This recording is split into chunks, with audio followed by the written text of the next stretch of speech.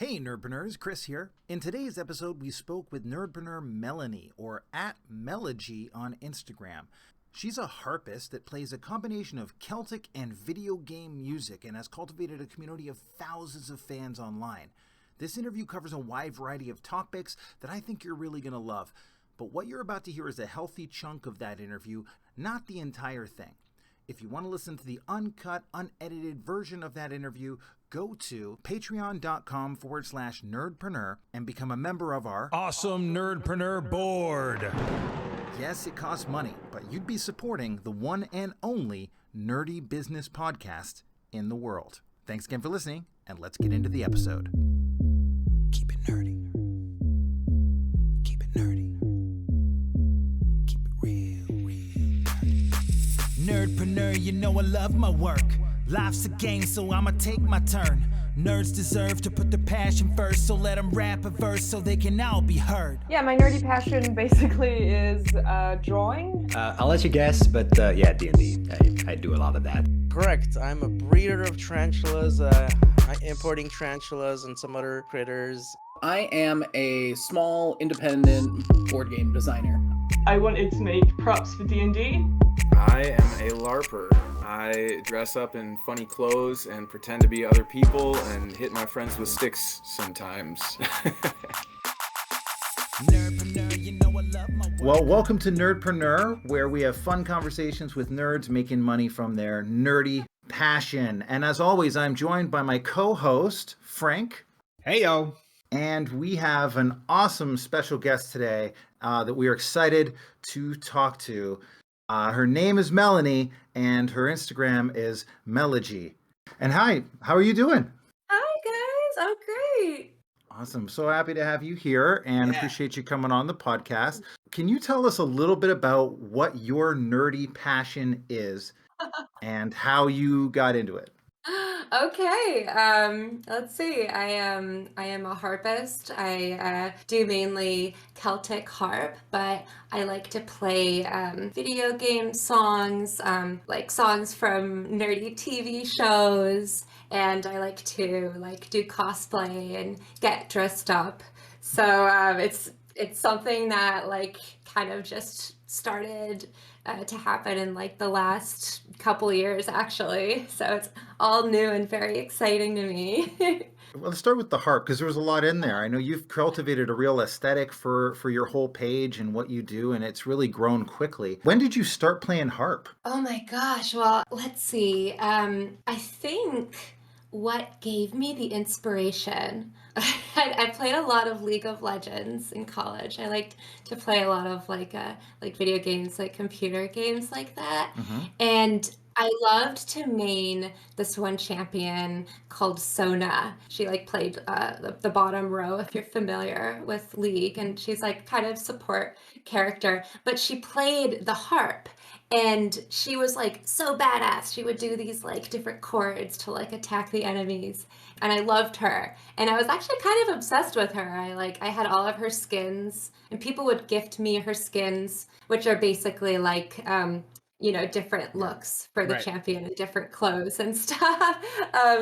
And so she almost I don't want to say that she became an obsession or anything, but people kind of knew me as maining Sona. So I think that is what sparked it. When I graduated college, I do graphic design, so I went to art school. I got myself a little harp on Amazon as a graduation gift. And I had never touched a harp my entire life, but I said, okay, I'm just gonna see what happens. I love how it sounds. I want to be as badass as Sona is, but real life Sona. Yeah. Yeah. So that's where it started. I got this little, $200 harp, which is very cheap as far as harps go. Actually, probably more like $300, called a harpsichord. It only has 2 octaves and it sounds really tinny, but I still have it, and you can actually see me playing it in a lot of my videos. It's like a portable harp. Yes, exactly. Yeah. Most harps aren't very portable, because I've seen your videos. You have some that are bigger than that too, and some that you can just play on a beach or something, right? Yeah, exactly. Yeah, so I love my harpsichord because it's so lightweight and it comes with a guitar strap. So you can like just kind of sling it over your shoulder and walk around with this harp. So it's yeah, it's very portable and I love that aspect of it. My big harp that you see in my videos is significantly larger and heavier, and I actually have a difficult time even moving it around the room. So uh, that's not going to go to the beach. It looks massive. Yeah, I definitely can't think of a less more portable thing like a harp. It feels like a piece of furniture in the house Yeah. versus Yes. something that's like a musical instrument, similar to a piano, right? Yeah, I was just Yes. thinking about a piano. So you've been playing for a while, and obviously, did you always say, "Oh, I want to do video game music with it," or did that just sort of evolve out of your own interests? Also, like you have the other side, which is all Celtic music, right? Yeah. I've always loved the sound of Celtic music. And a few years ago, I did this like DNA test. I have a twin sister. So together we like did this test. It showed that we're like mostly from the British Isles, which is where a lot of this like Celtic world, like where it originates. And I just like, I was like, that's so cool, you know? And I traced, like, we were able to trace our lineage, even like Vikings. And so I'm a big history buff. So there's something about Celtic music that has this ancient energy to it. When I'm playing an old Celtic song, it's almost like I'm tapping into my ancestry and like the history from this like really cool, rich in like folk tales and like fairies and like magical stories. It's almost like I'm bringing that to life for a moment. And I've always been very into fantasy stuff. So that's kind of like me bringing fantasy to life, making it like real. That's Yeah. very cool.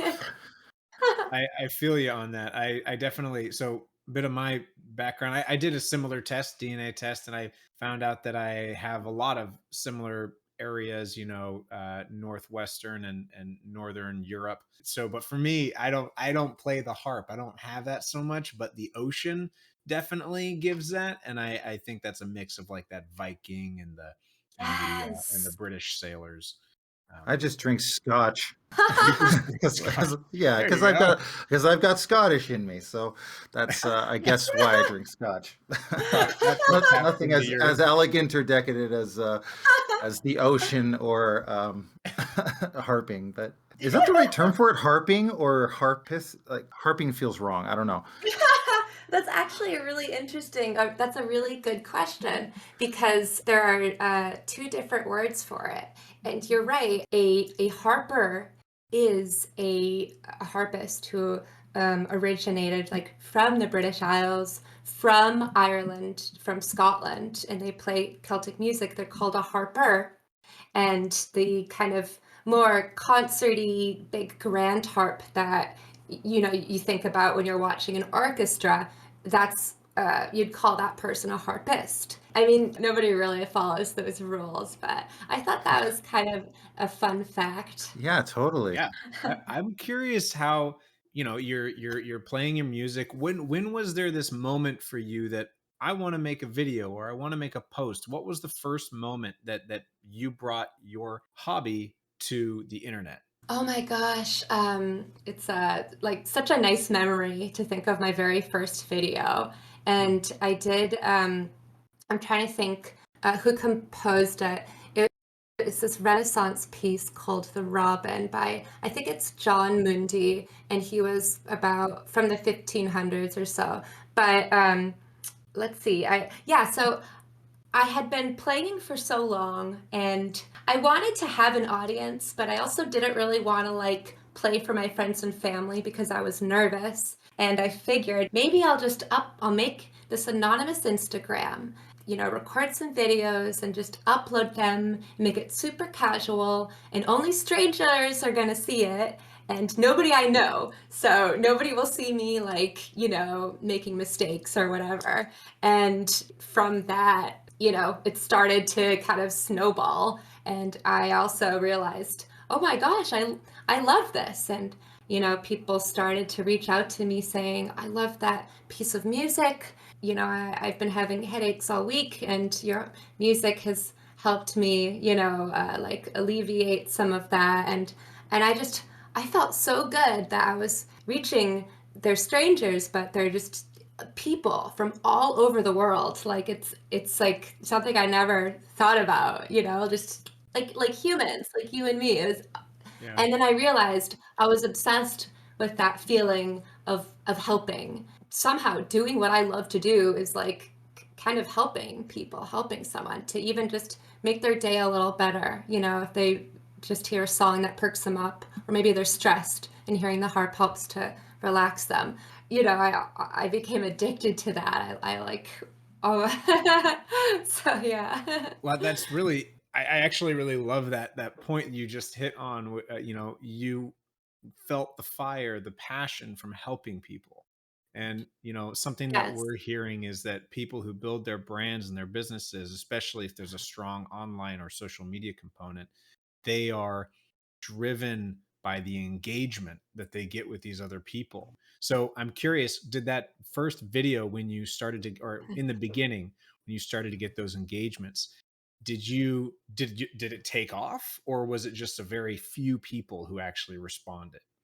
It started off small, and I'm trying to think. I think I also posted it to Reddit, like under a different Reddit name. But I Mhm. had like a lot of people reach out to me over Reddit. Like it, oh my gosh, it was amazing, And at this time, I didn't consider myself a harpist. I didn't really, take it seriously. I considered myself very much just, this is just a hobby that I'm not very good at, so it was very low on my radar of my like future plans. It was Right. yeah, just like a kind of like a thing gathering dust, that I would like hearing from these people. It really like stirred something in me. You said that it was gathering dust. Now, I really want to know what you were doing at the time for a day job, say. I'm a graphic designer. Corporate, yeah, I was corporate Mel, doing like that 9 to 5. Yeah, you're probably not getting the engagement of, wow, your art really helped soothe my headache. You're very likely not going to hear that in the corporate world. Yeah, you're now in the solution to the headache world as opposed to the cause of the headache world. Yeah, yeah, right. Yes, exactly. One of the things that I really noticed on your Instagram specifically is you have a very strong aesthetic as far as, I guess it's the aesthetic of you, right? Like the choice with your hair and with like the way that you frame your angles and and the dress and also the cosplay and all that. I guess I'm leaning towards that kind of core value question is what are the choices from a design standpoint that you make to make sure something looks like it's Melegie? This is a really good question. Oh man. I think, well, let's see. I decided to dye my hair pink because my friend, this was was it the start of the pandemic? Oh my gosh, I'm trying to think. And I didn't really like pink very much. Well then. But she convinced me we both dye our hair pink together. And I think I had like dark purple hair before that. And it's so crazy because it like stuck, and it really has become kind of like a core part of my identity. I wasn't really like a pink person before this, but I just realized it fits really well with like my personality and with the kind of vibe that I give off, this like carefree, whimsical, pretty like positive, and Mhm, like bubbly person, mhm. So yeah, it's definitely become like a staple, and I recently did the split hair thing, so my right side is purple and my left side is pink, and that Wow. almost adds even more to like this like dreamy vibe, And you can shoot one side with certain aesthetic and the other side a totally different Oh, aesthetic, right? oh man, that's an idea. Yeah. You can do the Gemini, the split personality. Yeah, exactly. That's great. So is there, as far as what Chris kind of touched on a little bit that I wanted to bring back, the values that you have identified for what you're building. Have you, I mean, someone with your background and your graphic design, I'm sure there's values and concepts that you apply. And I don't know though if some of these that you don't want to share, but I'm curious what it is that you want to accomplish. So the core values that fuel you, that help give you direction in what you are creating and the content that you create. So it's interesting as I think about that question, and I was actually just thinking about how what I do, how it is influenced or how it was related, how it is related to graphic design. And in a way, I think I've always rebelled. I think that I almost am rebelling against that graphic design, that graphic designer that I was. And well, I am, I still do it, And graphic design is basically all about, it's different from art where it's all about rules and it's all about structure and grids and clear communication, and that is graphic design. And it's funny because I've spent so many years of my life doing that, where it's a part of who I am. But I'm also just kind of like, fuck the rules. I've never liked rules. I don't like arbitrary rules. I want, I want to do my own thing. I was tired of following the rules all the time, and now I'm like, this is my outlet where I'm going to do what I want to do. If I don't feel like following the rules, I'm not going to follow the rules. I think that in a way, that's what also makes Melegie stand out too, is because it's very sporadic, and there really isn't a very serious structure to it. I mean, besides kind of having a very pink and happy vibe. Yeah.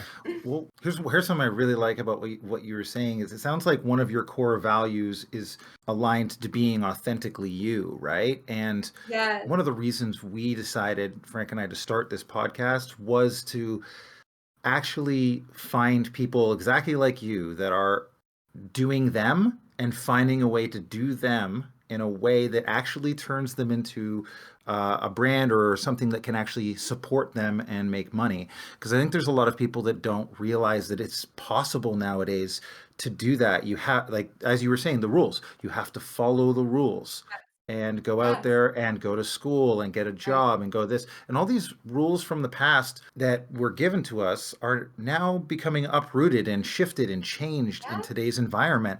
And I really think that there's so many examples of people who are making what they want and it's working for them and they're finding their audience and people are getting excited to support what they really love.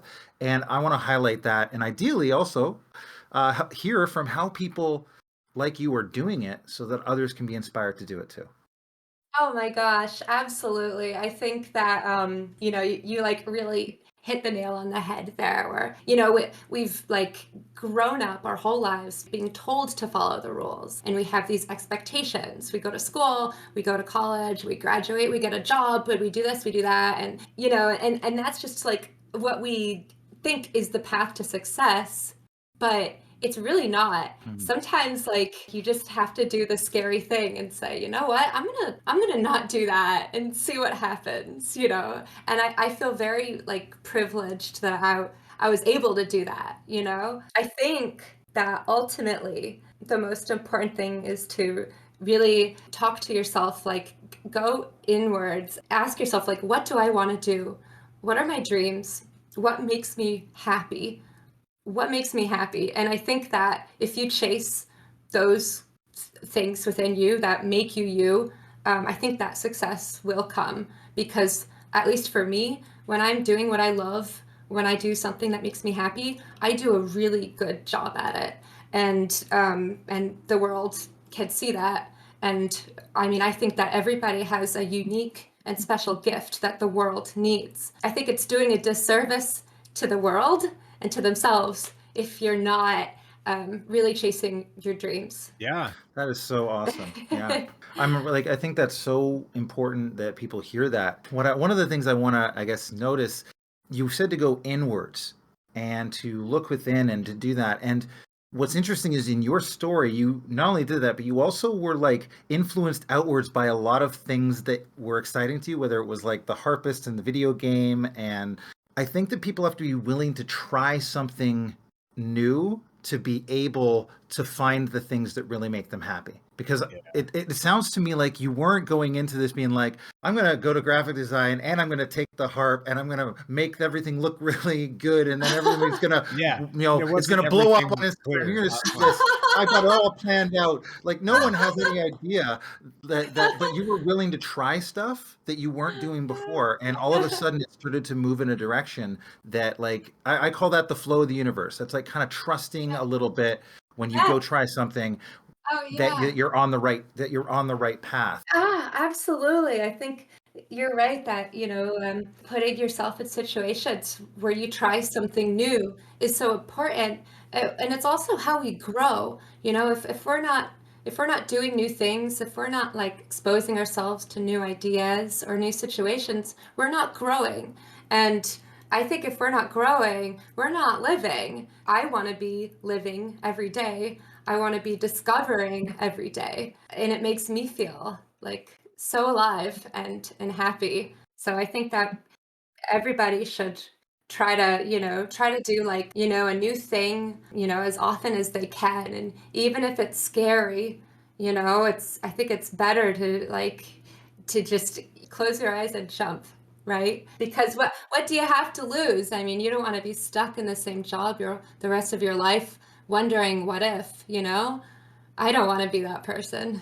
I wanted to actually ask a little bit more about what you do is like there's music that you put out, but you've got so much more than just that going on, really. Like you have a large Discord community that has now become pretty active and thriving, and I'm curious about the dynamics of like when did it become apparent you should create that community, and how did that process really go? Oh my gosh, so it must have been a few months ago, and I love to communicate with my followers. And I mean, one of the really big driving factors to Instagram and to my music was being able to engage with them and really get to know them. I mean, I really loved messaging my followers like one-on-one and just like getting to know them.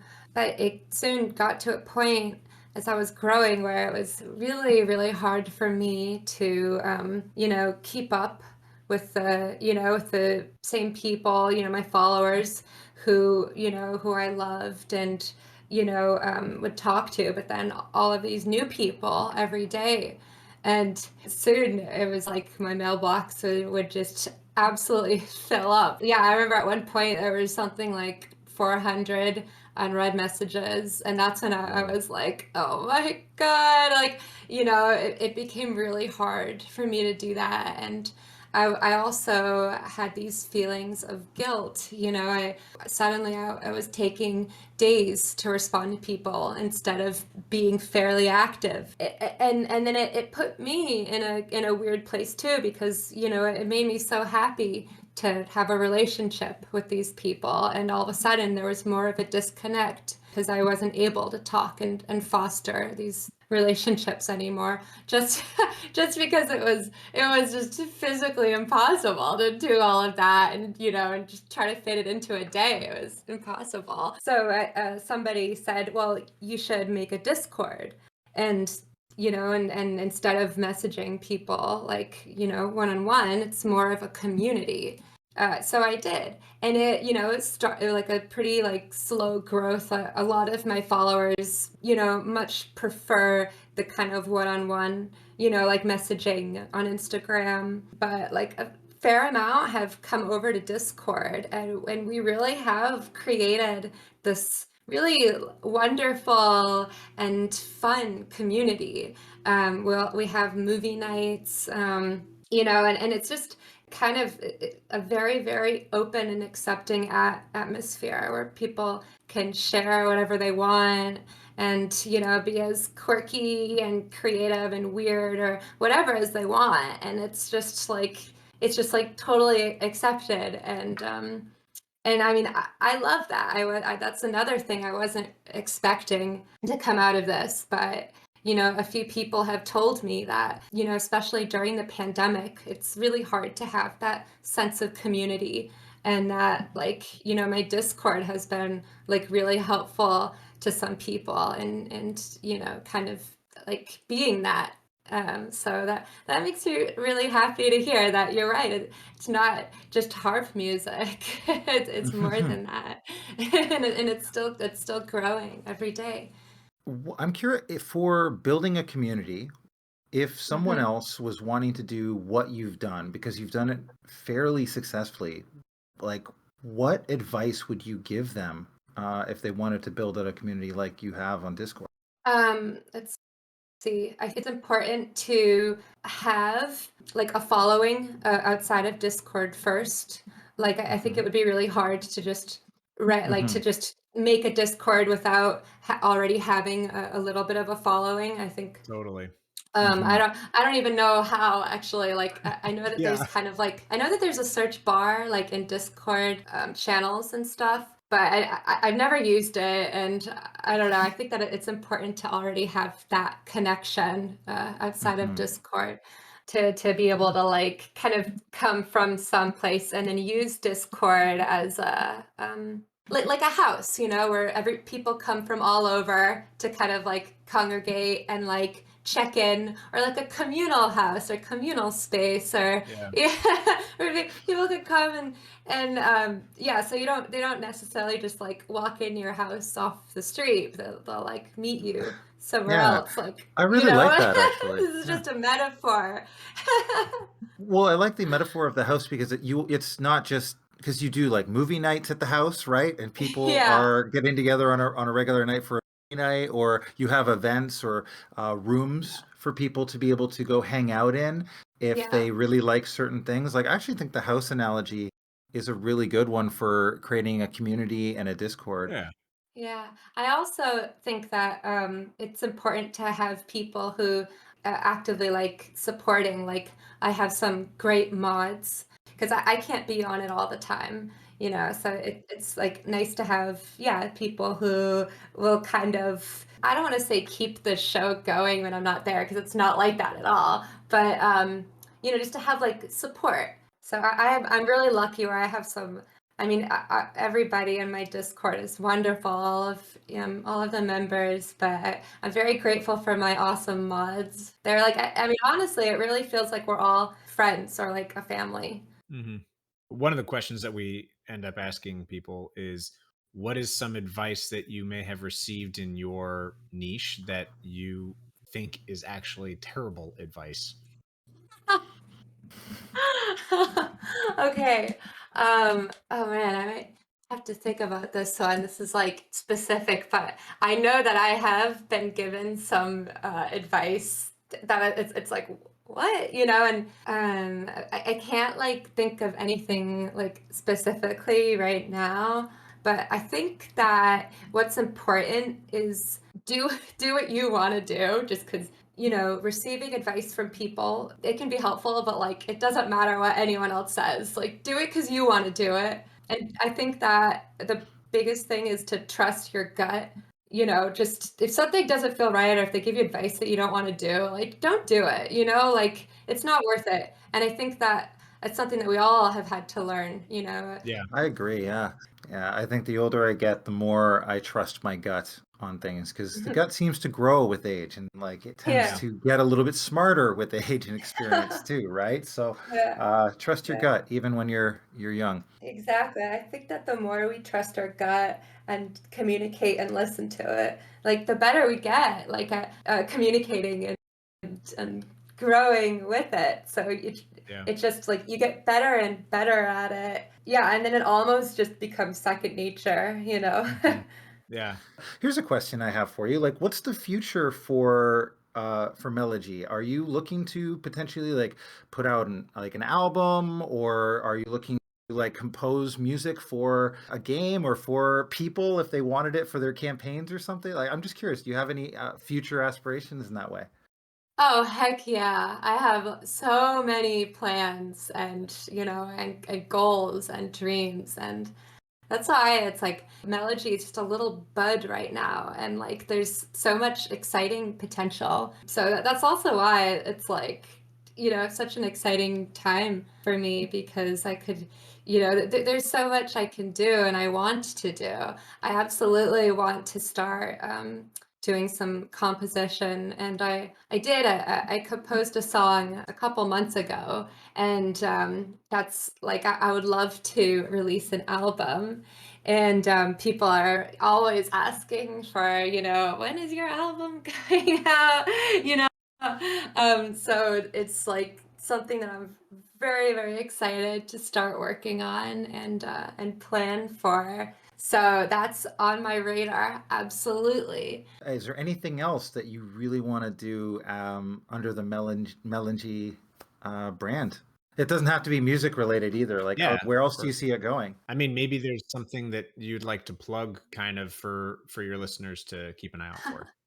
Yeah, I'm gonna start streaming soon on Twitch. That's like, another thing that everybody is asking about. So streaming is kind of like that big goal that I've been working towards.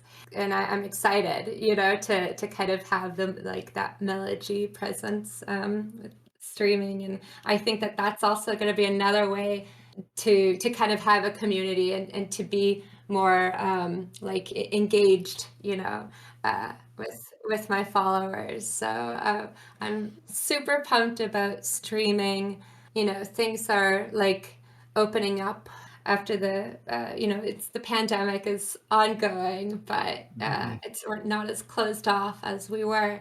And I'm gonna be playing like different events. Like I'm playing I'm actually playing a Luciferian service in early fall. Yeah, and people, yeah, and so there's a lot of like, there's things in Boston that are happening, like live events. So it's cool. Like, right now Melegie is all virtual, and yet there's the real world, that has exciting opportunities, and people are always reaching out to me. So that's a whole new frontier of the real dimension, Melegie appearing in the in the body. So yeah, so I mean, gosh, there is so much that is coming.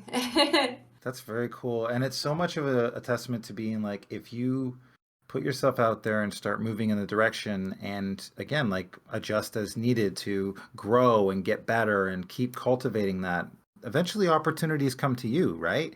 Yes, I mean, exactly. I know we reached out to you to come on the podcast, but I was going to guess that you've probably had people asking you to play, or I mean, I don't know how to say that, Luciferian service. Yeah. That's a Luciferian service. I think I've said that right. But like, that's got to be a unique, opportunity for them to bring in a harpist to do that. Like, that's pretty cool. Right. You must spend, I mean, is it really, you do have your hand in so many different things. It sounds like you're just very busy doing that. Is it really busy every day? Like, or you have just every habits that you day. do every day for that? Oh, every day. Wow. Yeah. I feel every hour. I try to be as productive as I can. And I mean, I love it. It hardly feels like working, but it's definitely a lot of work, especially, reminding myself to like promote, or, oh, I have to remember to post this, on YouTube, and then I have to post about it on my other platforms to say, hey, check out this video. So, the self-promoting is one thing that like, whew, it can get tiring. You go probably, if you talk to my followers, I'm not the greatest at it. It works out. Right. Do you have like a schedule where you're like, I'm making content between this time and this time, and I do that every day? Or is it more free form for you and you kind of make it happen based on, yeah. So I have a little calendar thing, and I'm surrounded by 4 notebooks. Actually, as we're speaking, I have notebooks everywhere. I'm always jotting down ideas on my phone. I'm more like I'll have ideas, or I'll wake up in the morning and I'll write down, okay, I need to do these things today, and I'll kind of give myself just to keep myself like on task. Like I'll give myself a range, you know, I'll be like, okay, try to do this. This will probably take 3 hours, you know, blah, blah, blah, you know, just to kind of like keep myself accountable. I definitely don't follow it to like the minute or anything, but it just kind of helps keep me motivated, you know, as I'm doing this. Basically, this is like a one-woman show and I'm making it happen. So I use things like calendars and notebooks as just kind of like a little guide for myself, but I don't adhere to the structures like rigidly at all. I definitely do my best when I feel like I have a vast area of creation, like with limitless possibility. And that's also why I'm a little bit of a night owl. I love, you know, just kind of having all night to, you know, if I'm working on a new song and and I don't have a deadline. I can forget about time for a while and just immerse myself in music or in art, you know, or a new idea. And that's important to me. And I'm just so happy that I'm able to do that. Well, yeah, let's go ahead and move on to the next section here. This is what we kind of call it random rolls, and it's Okay. it's a series of questions that are less serious and fun. You know, they're lighthearted. So we've talked a lot about business and whatnot, but in this section, what I'm going to ask is for you to roll a D100. Do you have a D100 or 2D10s lying around? I do. All right. Awesome. I'm right here. So we're gonna do a few of these. So go ahead and roll the first ones. Okay. I got 64. Oh, perfect. All right. So in Dungeons and Dragons, wow, this is right off. It's almost like this was planned. What's your favorite class to play? Oh, definitely Bard. Oh, I mean, duh. Right on the money. there we go. Did we have to ask?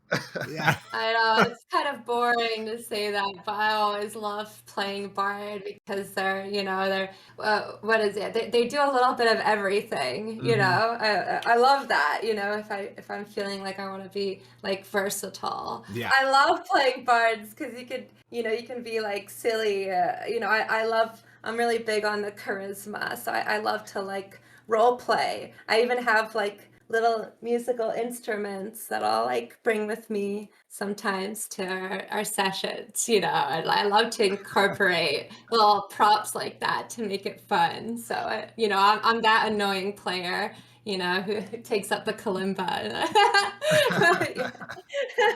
I may have broken out a kalimba or two on one of our sessions, so that's awesome. At least with a bard, it's like the prototypical support class. It's totally in alignment with what you've covered through this whole thing.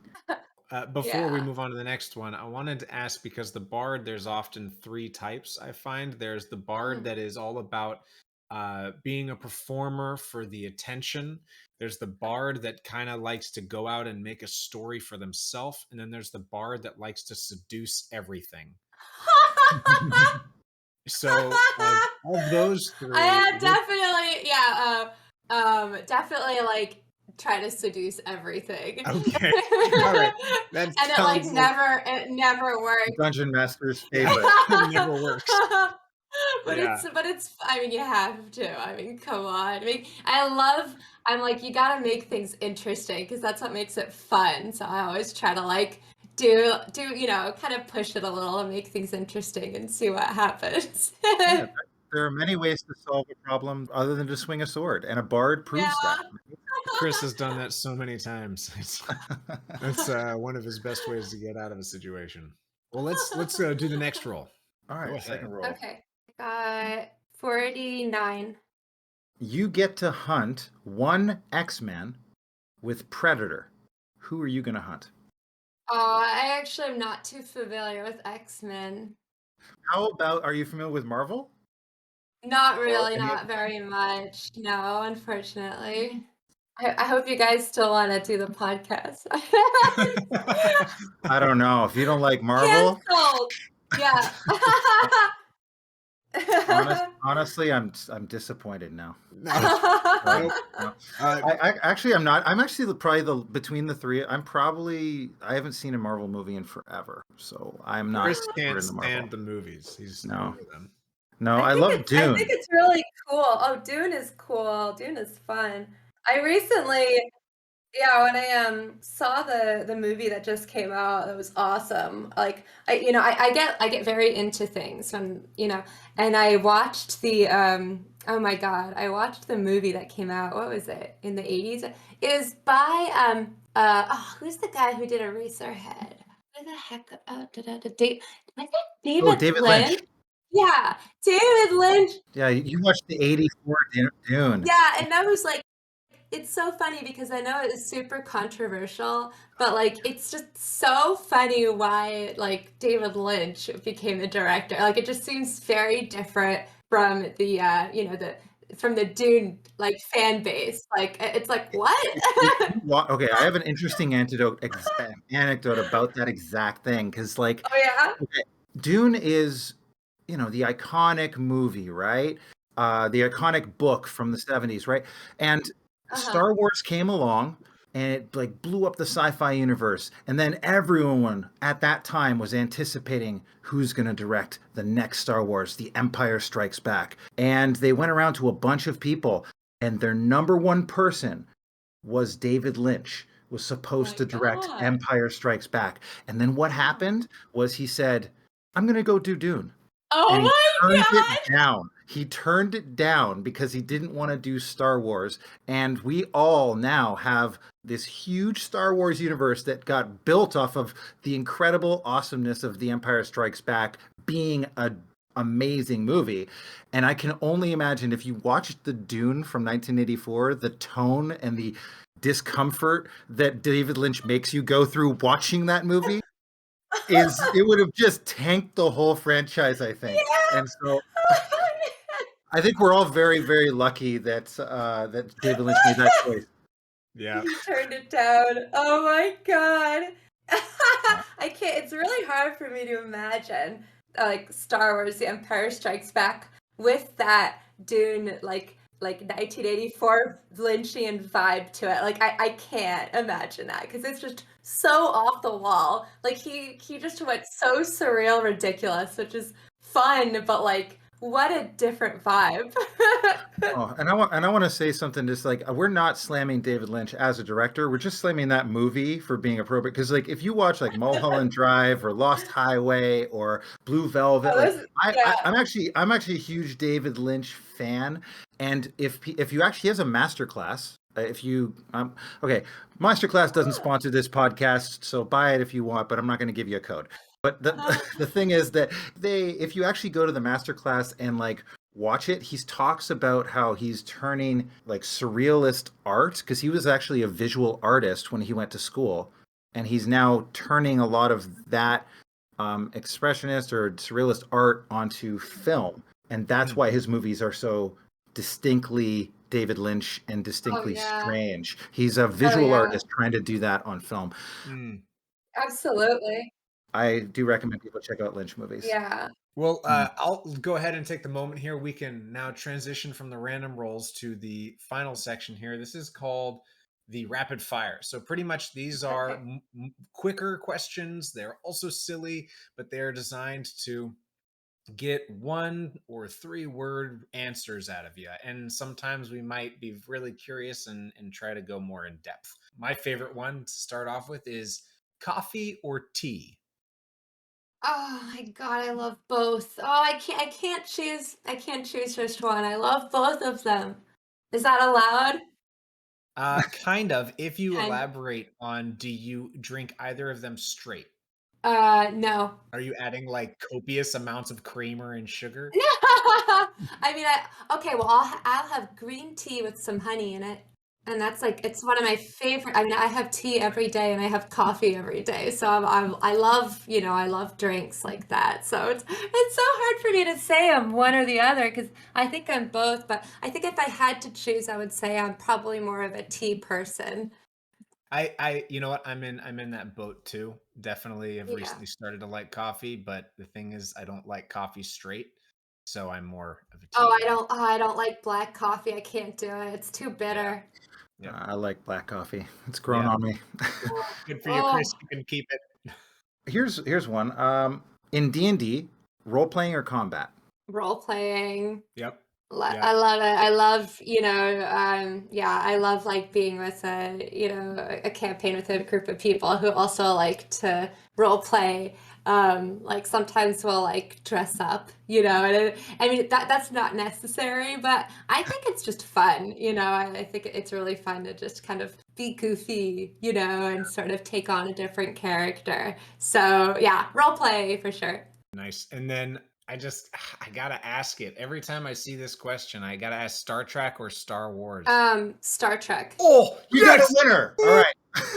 Oh No one picked Star Trek in our podcast. Really? You are my favorite, Melanie. Thank you so much. Oh my God. Okay. So many questions that I want to follow up with, but I won't. All right. Except for I'm sorry, Chris. Sorry, but who's your favorite captain? I actually have only seen like the one for the 60s. I got my hopes up so high. I'm gonna be right back. I have to go cry in the closet. I mean, I really like Star Trek for like what it stands for. Like it's super kind of like ahead of its time and progressive. I think like I love that every episode, that there's I mean, gosh, it's really like deep. It goes beyond just like what happens. They deal with a lot of moral complications, like a lot of stuff that we're like facing today. Star Trek for sure. Here's another one. How about here's a good one because you have cats. How many cats is too many cats? How many cats is too many cats? Actually, that reminds me of a quote from an artist who I really like. I don't know how familiar you guys are with like art or illustration, but there's this like a Gothic poet / illustrator named Edward Gorey, and Edward Gorey did these like really kind of dark, gritty Victorian illustrations, and he was totally an eccentric man. He like collected cheese graters, and he wore these huge, massive like fur coats, and I've always loved his art because it was always a little like different, a little strange. I love things that are strange. I'm just looking at it now. It looks like a little bit like Edgar Allan Poe was drawing. You know what I mean? Like Absolutely, yes. And I'm sure that he was like very greatly influenced by Edgar Allan Poe because he does a lot of like poetry in kind of a similar way. But well, he's very famous for this one book called The Gashly Crumb Tinies, and it's basically it's all it's morbid, and it's basically like how all of these children like die in very creative ways. Like A is for Amy, who fell down the stairs. B is for Basil, assaulted by bears. Yeah, but he just includes these very charming illustrations that go along with it. But it just totally satisfies any kind of like, gothic-y morbid. Anyways, he has a famous quote. Yes, and I believe his quote, I think he said that anything less than 7 is not enough, and anything like more than 7 is too much. He was such a cat person. He has so many. Okay, there's a lot of cat quotes, but I think that I think that that's just like it's so absurd. 7 cats. Like, oh my god. But what? So what was the question? Yeah, how many cats is too many cats? I don't think it's possible. I think that you can, like the more the merrier. Cats for life. That might be our top end answer so far. As many cats as we can fit in a room. That's the route you're going. Okay. Gonna need a lot of litter boxes. Yeah. What is the most dangerous job in your opinion? The most dangerous job? Oh my god, I don't know. Like having a job? I don't know. I don't really know how to answer that. Something that were like pay you per hour. That's pretty good. That's a pretty good answer. Just having a job. Yeah. What's the best munchie? The best munchie? What? Like when you have the munchies? Yeah, or if you just snack food. I just used the term munchie. For me, okay, so for me personally, what I crave, I love edamame. So I really love like Japanese food and like sushi, but like at home. Like you know what edamame is, right? It's like these like soybeans, and oh my God. And so I have a bunch of bags I keep in the freezer, and you just take a handful, throw them in a bowl, toss them in the microwave, and then they're great because they're finger foods. You use your fingers, and you can dip them into soy sauce is like my guilty pleasure. And I mean that is like the only and the best thing that I would ever desire when I need to snack. It's like it's always that one thing that I want. Yeah, we haven't had that one yet, I think. That's a Great. great suggestion, actually. I'm looking for those munchies that are not chips. So Yeah. edamame is a great idea. Right. And it still satisfies that like, with that sodium, that like salty factor because of the soy sauce. So yeah, it does that for me. Well, Melanie, where can we have people find you and support you? How can we get our to your people? Yeah, so I mean, I use multiple platforms. If you use Instagram, you can find me on Instagram, and I post. I'm very active on there. I do a song once a week, and then I do like a regular post, once a week. So I do 2 posts a week, and I also do like daily stories and interactive things. So that's definitely my main platform. If you're on Instagram, yeah, you can search Melegie, and I'll come up. And same handle for YouTube if you want to follow. I would appreciate, if you wanted to follow my YouTube too, because that's where you really get, my music, my videos. And then, of course, my Discord too, if you want to like be a part of the community. Anyone can join, we're like accepting of anyone, like really. So come say hello. My Discord is called Melegie's Dream World, and you can find it by going to my my Linktree website. If you just Google Melegie, my Linktree will pop up, and it has all of my links, and my Discord is in there somewhere. So you just click on the Discord. Come say hello. Awesome. And if people want to pay you money, you said you had a Patreon and stuff too? Is that a thing? Yes, I do have a Patreon. I do. Yeah, Patreon is really big for me. I have, like so many messages on Instagram. The people who are my patrons, I like prioritize their messages a little bit more. So I still make an effort to talk to everyone, but people like on my Patreon are like actively supporting me and believe in me and want to see my success. So I like to engage with them. I make sure to really like get to know them and stuff. But yeah, Patreon is great. I do weekly doodles. I have behind the scenes. I do improv videos. So I'm just like, or sometimes I'll record a practice session. It's a way to see, the Melegie behind the scenes, the like, kind of daily life Melegie. So, and I also send out postcards. Like I actually just sent all of my patrons Valentines for Valentine's Day, just something fun, so like little things like that, to show my appreciation. But that's awesome. That does sound like some great stuff. I mean, and you were a graphic artist, so your doodles aren't just stick people like what I would do.